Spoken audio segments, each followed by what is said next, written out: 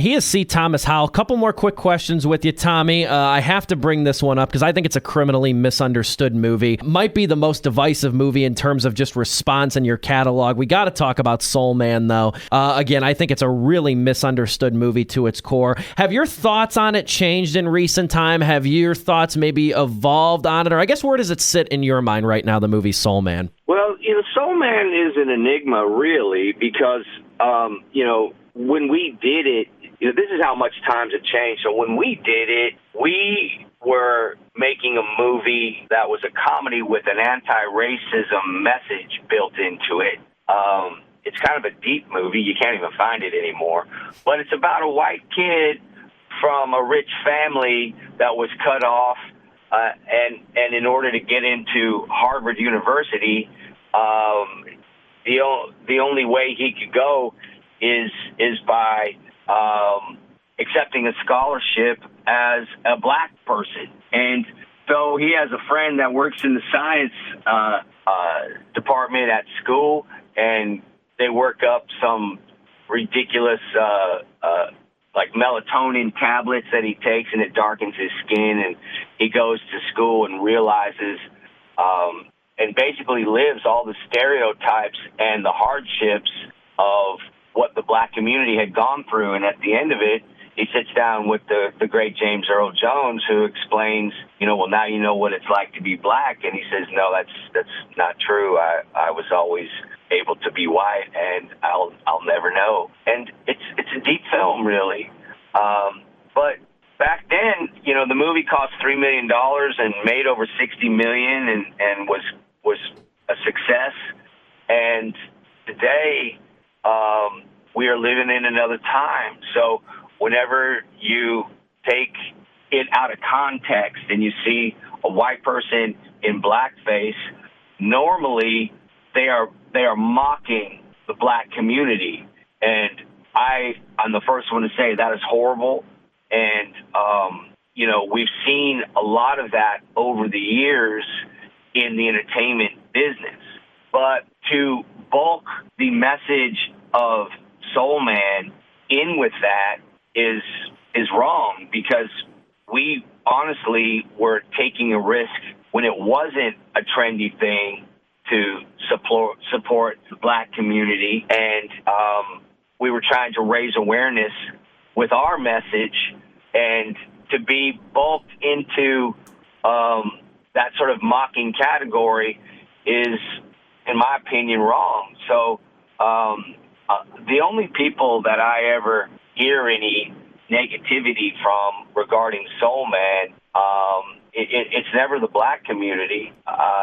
It's always these sort of little 13-year-old girls that have seen an 8x10 online, and they'll hit me up and ask me why I did this and do I feel bad for it. The only thing I'll say about it is, if anybody was offended by Soul Man, of course I would apologize to them immediately, because that wasn't our intention. Our intention was to raise awareness and put a spotlight on some stereotypes and on some on a very difficult subject. And in the meantime, I think it's come a long way. I think we've come a long way in our social communities, but racism is still very prevalent, and it's a difficult subject to discuss, but I think it needs to be discussed. And I think, we've come a long way, but we still have a long way to go. And I don't, Soul Man isn't something that I feel personally. Well, first of all, you can't see it anymore. They pretty much buried the movie. But it's my son's favorite movie that I've done.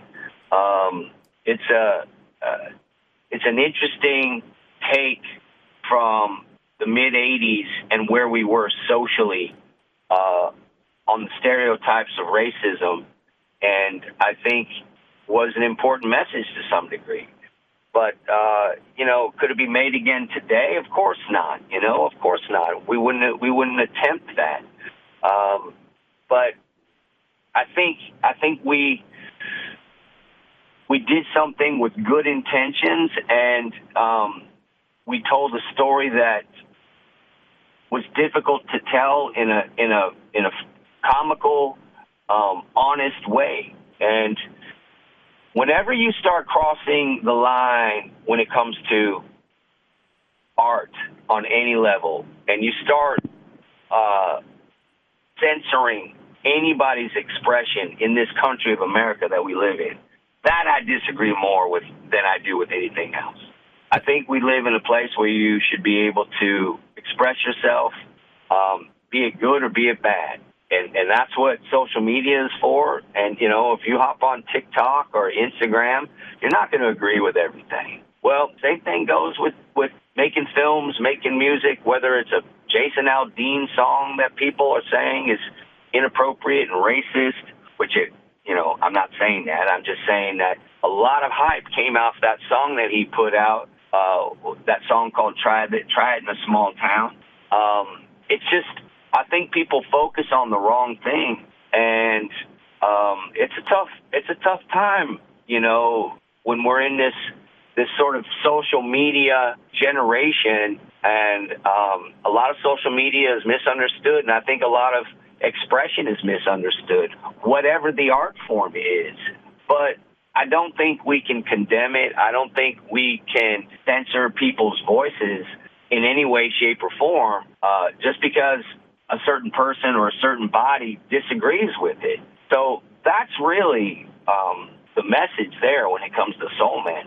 Not whether it's offensive to blacks or whites, or, you know, whether it's racist or not.